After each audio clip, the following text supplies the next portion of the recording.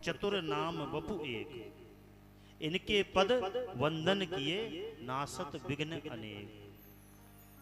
भक्त, फिर भक्ति, फिर भगवान।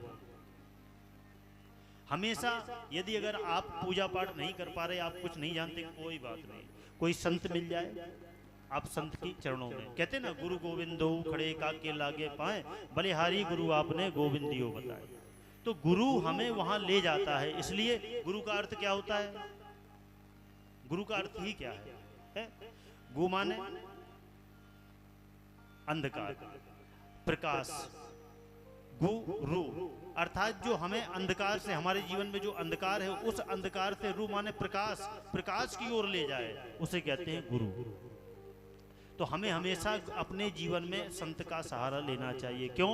वो भगवान के बहुत निकट होते हैं, वो भगवान की भक्ति में ही लीन रहते हैं, तो भगवान के निकट होते हैं। और जब कोई काम बिगड़ जाए तो हम उनकी शरण में चले जाएंगे और पूछेंगे तो वो रास्ता दिखा देंगे, जाओ ऐसे करो, भजन करते रहो।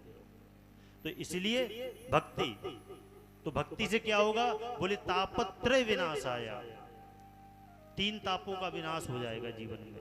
कौन कौन से? बोले दैहिक, दैविक और भौतिक।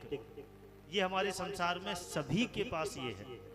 दैहिक ताप, संसार में व्यक्ति 3 तापों से परेशान है।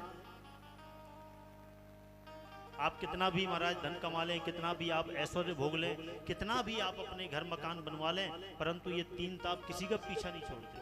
हाँ। कभी भी हमेशा व्यक्ति को ये 3 ताप लगे ही रहते हैं। इसलिए दैहिक ताप सबसे पहले, इससे छूट जाते हैं। महाराज दैहिक ताप क्या होता है? बोले देखो, व्यक्ति शरीर से बहुत हष्टपुष्ट है, बहुत अच्छा है, और एक व्यक्ति शरीर से बहुत कमजोर है। वो बेचारा खा सकता है, उसके लिए भोजन, वो बहुत क्षुधा है, भूख है, बहुत कुछ खाना चाहता है, और दुबला पतला शरीर है बेचारे का, चाहता है मुझे कुछ खाने को मिल जाए। शरीर से तो स्वस्थ है, परंतु भोजन ना मिलने से बेचारा एकदम प्राणांत की स्थिति में है, परंतु उसके घर में भोजन नहीं है। ये क्या है? बोले दैविक, देवताओं की कृपा उस पर नहीं है।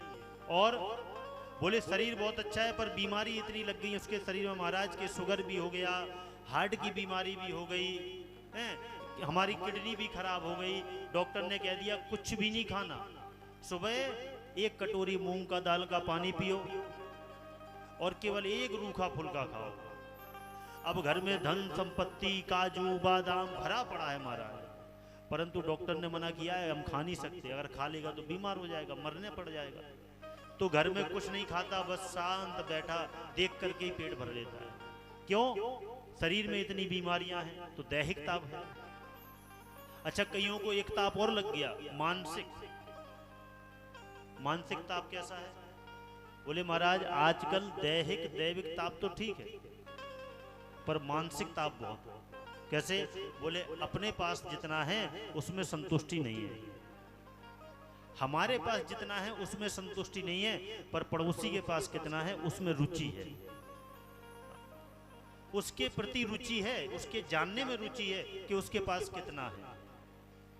और कहीं यदि अगर हमारे पास 1 गाड़ी है और पड़ोसी के पास 2 है, तो जब तक 2 नहीं हो जाएगी महाराज मन की चिंता दूर नहीं होगी।